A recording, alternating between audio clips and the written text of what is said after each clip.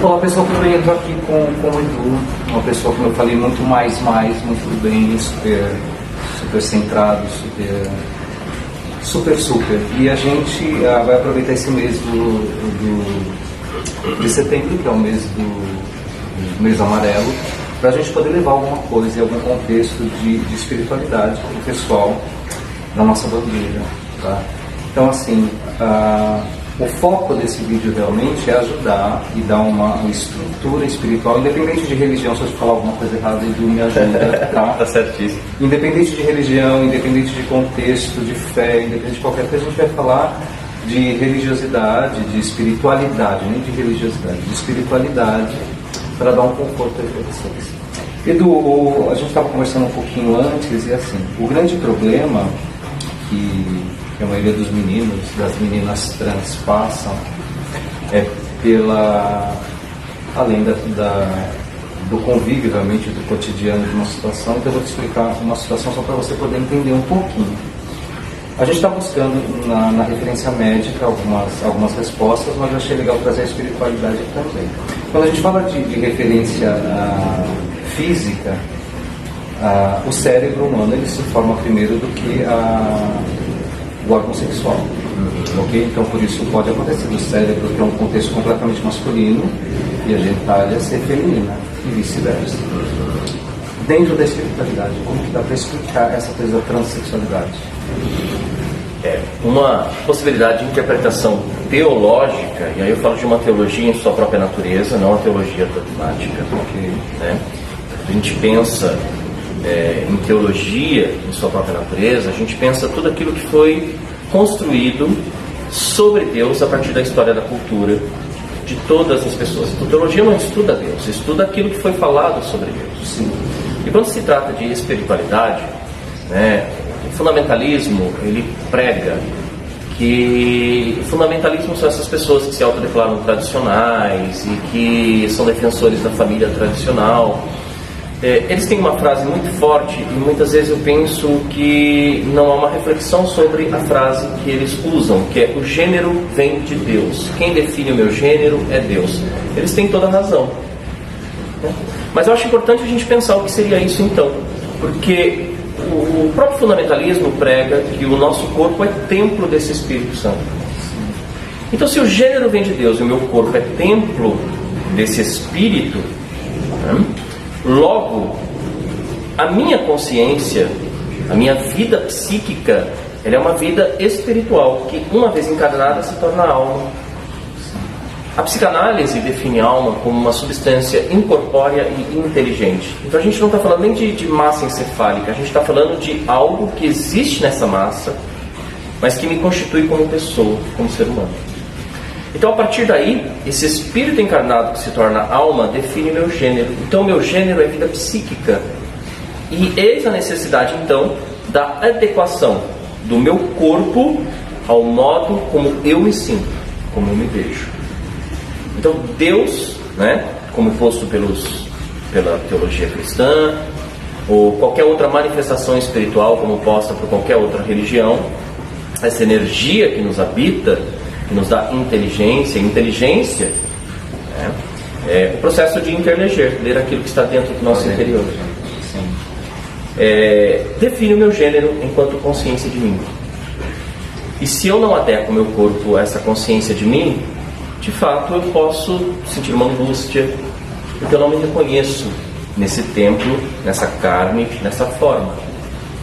Então essa adequação ela é fundamental para que espírito, alma e corpo estejam em sintonia, e essa sintonia é que vai provocar em mim então essa felicidade existencial, poder ser eu mesmo, Viver uma plenitude. A maioria dos problemas que a gente passa, não só com o pessoal trans, mas com o pessoal LGBT, é a situação realmente dessa coisa dogmática das religiões, sabe? Essa coisa meio castradora. E assim, dentro da periferia, principalmente, as pessoas procuram conforto dentro da religiosidade, né? E isso, aí a gente encontra em situações, né? Não vou citar nenhum tipo de segmento, enfim, mas que realmente incentiva a pessoa a se punir, sabe, a se ver como uma pessoa completamente fora do contexto de vida, né? E isso leva muito ao suicídio. Colocando tudo isso que você colocou, você realmente descarta todas essas situações. Mas assim, qual é a base? O que o pessoal tem que buscar dentro da espiritualidade para quebrar os vínculos realmente com tal igreja ou com tal grupo, enfim, qual é a base para isso? Olha, você tem que partir desse princípio para não se pegar à religiosidade, sim à espiritualidade. Em primeiro momento, é muito significativo que as pessoas entendam que o conceito de bom e de mal, de bem e de mal, é um conceito dogmático. Desde a Idade Média, vai ser considerado bom e vai ser considerado uma vida devotada ao bem tudo aquilo que seguir determinadas regras, e óbvio que naquele momento, né, até mesmo com a ruptura que o cristianismo católico propõe com todas as outras religiões que eles vão chamar de primitivas ou profanas, são as regras então do cristianismo que começa a se apresentar. O protestantismo ele reforça esse conceito. Então, só para a gente pensar, né? Para as religiões, será bom todo aquele que seguir as normatividades, as regras propostas por elas. É a lei. E cada religião tem o seu livro que apresenta a lei para a comunidade e para a sociedade. Então você tem a Bhagavad Gita, você tem o Alcorão, você tem a Bíblia, o livro sagrado da Umbanda, o Evangelho segundo o Espiritismo, né? E assim a Bíblia. Então você tem essas possibilidades. Esses livros eles apresentam uma série de conjuntos, né, de normas, mas que são culturais, são culturas, são rituais antigos, ritos, liturgia. E se você segue determinada religião, você concorda com essas normatividades propostas por determinado grupo religioso. Então, dentro daquela concepção, né, você vai ser bom a partir do momento que você se encaixe nessa proposta de regra, sim, que é chamado, dentro da religião, de dogma. Sim. Por isso que se diz, o dogma não se questiona, mas também você não é obrigado a segui-lo se isso te faz infeliz. Existem as igrejas inclusivas, existem religiões que estão abertas para a transexualidade e dão uma explicação inclusive espiritual para a transexualidade e ritualizam inclusive a transexualidade, assim como a homossexualidade, né? Então é preciso que você se encontre em primeiro momento e entenda que esse conceito de bem e de mal, de bom e de mal, não é um conceito que vem de Deus, mas é um conceito criado pelo homem, pelas religiões, né? Isso é transformado em um dogma. Então, quando eu começo a perceber isso, eu busco também um lugar que me acolha, cuja interpretação, cuja essa norma dogmática é apresentada, mas a partir do princípio de acolhimento àquilo que eu sou e como eu sou. Aí, além dessa percepção espiritual, dessa plenitude, eu começo também a me sentir feliz porque eu participo de um grupo que me aceita como eu sou. Então é muito importante que as pessoas, muitas vezes, elas se percebem homossexuais, elas se percebem transexuais, e dentro da transexualidade, homossexuais, bissexuais, pansexuais ou heterossexuais. Mas aí tem a questão da transexualidade, né? Buscar sempre essa norma, porque toda religião será dogmática, mas essa norma que veja em você a bondade. Sim. Porque senão eu vou entrar numa crise existencial, porque eu quero externar minha espiritualidade, sim, dentro de um grupo social. Mas se o dogma religioso, onde eu escolho para externar minha espiritualidade, diz que esse meu espírito que me habita, né, e que se comunica com o meu corpo e que pede essa adequação corporal, não é dentro daquela normatividade, não se encaixa como bom, então aquele lugar não é o meu lugar. O primeiro passo realmente é se conhecer, se ver, talvez, se conhecer, procurar essa identificação, mas também procurar, né, aquela narrativa religiosa que me representa, que me acolhe, né? Porque se a gente pensar ao longo da história, Na década de 70, 80, mesmo as mulheres heterossexuais, que eram chamadas de mães solteiras, não eram acolhidas por inúmeras religiões. Queriam batizar seus filhos e não podiam. Então elas não eram acolhidas. E isso trouxe uma certa angústia na existência, porque o que leva, né, a determinado grupo religioso excluir uma pessoa porque teve um filho fora do casamento? Então pensar que os dogmas sempre foram excludentes, em grande maioria. Uma coisa que é muito comum, por exemplo, dentro da comunidade trans, tá? O que eu sempre digo para os meninos, para as meninas, é assim: para mim, o pessoal trans é o futuro. Eu coloco como futuro dentro de uma situação. Só que isso hoje gera algumas situações, assim, problemas de relacionamento, problemas de aceitação, disformia. É muito complicado. Tanto as meninas quanto os meninos, eles muitas vezes evitam realmente relacionamento ou evitam proximidades por se sentirem meio que fetiches, seja heterossexual, bissexual, enfim, essa coisa assim, né? Como que a espiritualidade pode facilitar, de repente? Eu costumo dizer que realmente o pessoal trans, para mim, é uma versão futurista de nós, entendeu? Mas como que a espiritualidade pode colocar de uma maneira viva, realmente, essas situações assim? Para que não haja disfonia, para que não haja problemática, para que não haja resistência, enfim, essa coisa de relacionamento, de corpo, além desse contexto assim. Mas o que eu não quero, o que eu não gostaria de deixar para os meninos e para as meninas é a sensação de não me é permitido isso, entendeu? Eu questiono bastante, e aí eu tenho que falar um pouco sobre as proposições das religiões denominadas cristãs, porque existe um conceito dentro do cristianismo que é o ágape, que é o amor em sua plenitude. E o ágape, esse amor em sua plenitude, ele não faz distinção de pessoas. E é algo que não se coloca em prática, porque a partir da concepção de ágape se construiu uma normatividade que não é verdadeira, que não vai ao encontro desse espírito que me habita e que é também uma manifestação de amor, né? Porque o ágape, ele ensina que a gente desenvolve afetividade, amor, desejo por pessoas, e não por gênero. Então é bastante interessante. Eu conversei pouco tempo atrás com um homem transexual e ele se autodeclara não binário. Eu falei, eu me apaixono, eu gosto, eu desenvolvo afetividade por pessoas. E eu não tenho necessidade de me declarar hoje homem, ou me declarar mulher, ou me declarar... Então é uma outra forma de concepção que também é interessante. Porque quando a pessoa passa pelo processo de adequação, ela está adequando o corpo dela à vida psíquica. Mas será que ela tem necessidade, de fato, de se encaixar dentro de uma concepção binária para agradar a sociedade?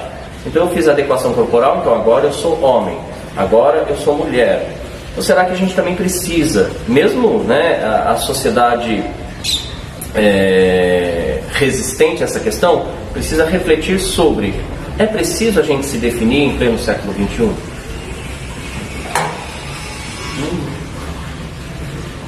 Então é um pensamento muito envelhecido, das pessoas cis, trans, sabe? Normativa. Essa normativa de você sempre ter que se definir, né? Colocar em caixinhas. Né? Então, se a gente pensa no ágape, a gente pensa também na não necessidade de uma definição.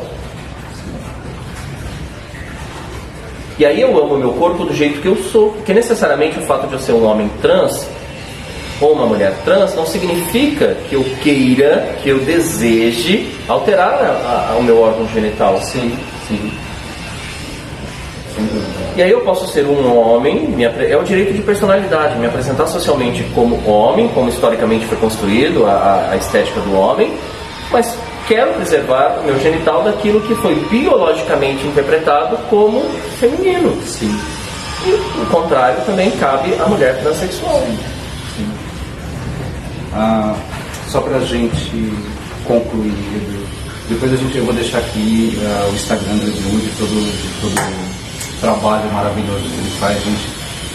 Mas assim, nesse mês de setembro, onde tudo parece... Eu não gosto muito, é como eu falo, né? As pessoas elas vão elegendo as cores e vão colocando. Quando você coloca no Setembro Amarelo uma coisa do suicídio, você incentiva veladamente um pensamento que não existia. Deu para entender? Então, assim, claro, é importante a visibilidade, é importante você dar atenção para isso, mas as redes sociais, o contexto da internet cria uma visibilidade negativa ou uma preocupação com uma situação que de repente poderia não existir, né? Para o pessoal trans, o pessoal LGBT, mas a gente está focando um pouquinho mais na galera trans, qual a sugestão para fugir disso? O desejo de suicídio, na verdade, é um desejo pela vida e não pela morte. A pessoa, nós todos somos movidos por sonhos, por motivações. E motivação é a força propulsora da conduta, aquilo que nos impulsiona no dia a dia. Então, o que me motiva Mas o ser humano, ele também vive em comunidade, em sociedade, e a gente se constrói, né, a nossa subjetividade, aquilo que nos constitui enquanto identidade, se constrói a partir do olhar do outro também, do discurso do outro, aquilo que o outro fala sobre mim. E é a partir daí que começam a surgir uma série de angústias quando esse discurso do outro não provoca em mim o sentimento de aceitação. Então, quando você vai normalmente conversar com alguém que já pensou em suicídio e opta muitas vezes em pensar na morte do que na vida, você vai descobrir que é uma pessoa cheia de desejos, cheia de vontade, mas não se sente ouvida, não vê no grupo social em que ela vive o direito de expor a sua voz, o seu sentimento, não se sente acolhida. E existe uma questão que eu acho fundamental colocar aqui, porque existem pessoas que dormem bastante, né? E no mundo do sonho a gente realiza tudo que a gente pode. Então muitas vezes quando no mundo real eu não encontro essa realização, no mundo dos sonhos eu encontro. Então esse silenciamento, essa sonolência excessiva, essa busca por viver dentro de um pensamento, aquilo que não se vive plenamente em sociedade, já é um indício de que a pessoa não está bem emocionalmente. Agora, eu parto também de uma questão médica, né, até por formação em educação e saúde, que pensa e luta pela despatologização da condição humana. Então, ser transexual, né, não é uma condição patológica, não é mesmo, isso já foi discutido, mas ainda esbarra muitas vezes no aconselhamento psiquiátrico para que a pessoa possa adequar seu corpo. Isso também mexe um pouco com a sensibilidade do ser humano, porque muitas vezes não basta o desejo de si, mas ele precisa da autorização de outro. Isso é uma coisa que a gente precisa pensar. E sempre os questionamentos são: você tem certeza? É isso mesmo que você quer? Não vai poder voltar atrás? Entende? Então existe um discurso que ao mesmo tempo prega uma aceitação, que ao mesmo tempo questiona todo o tempo aquilo que o ser humano revela sobre si. Sim. E que provoca uma certa dor. Então esse processo é importante, é significativo? A gente tem que pensar. E acho que é um processo que precisaria, né, de fato, ouvir mais as pessoas transexuais para definir se é importante mesmo ou não. A partir daí, eu começo a ter uma sociedade que entende o outro pelo que ele é. E a gente pode começar a falar na vida. Porque a vida se realiza a partir do momento que eu tenho autoridade sobre mim mesmo. Sim. É dar um empoderamento. O empoderamento. Agora, é possível também, a partir dessa palavra que você trouxe, empoderamento, eu resistir a esse olhar do outro e a partir das minhas próprias construções, né, eu perceber que eu não preciso ser de fato igual. E a gente não trabalha mais aí com o conceito de identidade, mas de outridade. Sim. Eu poder ser eu mesmo. Então eu sou um homem, mas eu tenho vagina. Sim. Eu sou uma mulher, mas eu tenho pênis. E a hora que as pessoas entenderem isso, que não existe uma regra para o corpo e não existe uma forma única de se pensar o corpo e de se sentir dentro desse corpo, né? Aí a gente pode pensar em sociedade, não é nem mais inclusiva, acolhedora. Acolhedora. Isso a gente leva tanto para um lado da sociedade como para o outro. Tanto para o pessoal realmente trans como para o pessoal cis. Sim. O pensamento ele tem que ser feito dos dois lados. Dos dois lados. Dos dois lados. Agora, para uma pessoa trans, nesse momento, que a gente fala tanto sobre prevenção ao suicídio, é preciso entender, em primeiro momento, que a nossa sociedade, ela é uma sociedade cheia de normas, e essas normas muitas vezes nos ferem. Sim, diretamente. Diretamente. E a partir, né, desse entendimento, a gente começa a trabalhar a nossa dor existencial. Né? Como que esses valores sociais, que não são iguais aos meus valores, vão me atingir. Então, quando eu percebo como isso pode me atingir, eu trabalho isso dentro de mim. E a partir daí, eu me realizo nesse mundo. De que forma? Eu exponho a minha transexualidade? Eu acredito que sim, é o que você é. Me perguntaram, mas por que você fala que é homossexual? Tem necessidade disso? Tem, olha, estudo, roupa, nada disso de fato é meu. Mas se a homossexualidade é vida psíquica em mim, é a única coisa verdadeira que me habita. Sim. Então é o melhor de mim que eu posso oferecer para a construção da minha família, dentro de um ritual religioso, quando a minha voz é projetada, é o que eu sou. Exatamente. A transexualidade é a mesma coisa, é o que você é. E o que você é precisa ter esse lugar na sociedade. De uma forma absoluta. Absoluta e plena. E na medida que eu me manifesto, eu vou ganhando força, porque muitas vozes formam um coral. Perfeito. Ai, Edu, obrigado pelo carinho. Muito, muito, muito mesmo. A gente espera realmente que, de uma forma ou de outra, a gente possa ajudar essa galera. Edu, onde eu te encontro? Olha, você me acha pelo meu site www.eduardocg.com, pelo Instagram @eduardocg18. Gente, lá tem o WhatsApp, pode mandar mensagem. por favor, né? Não tenha medo de incomodar. Pode falar, pode. Gente, Edu, obrigado pelo carinho, obrigado pela disponibilidade realmente de ajudar as pessoas. E a gente está passando, mas a gente não tem domínio disso. Gente, eu espero que setembro passe de uma forma não só amarela, mas pelo azul, laranja, enfim. E o que a gente puder ajudar, a gente está aqui. Um grande beijo, fiquem bem. Beijo no seu coração. Sempre.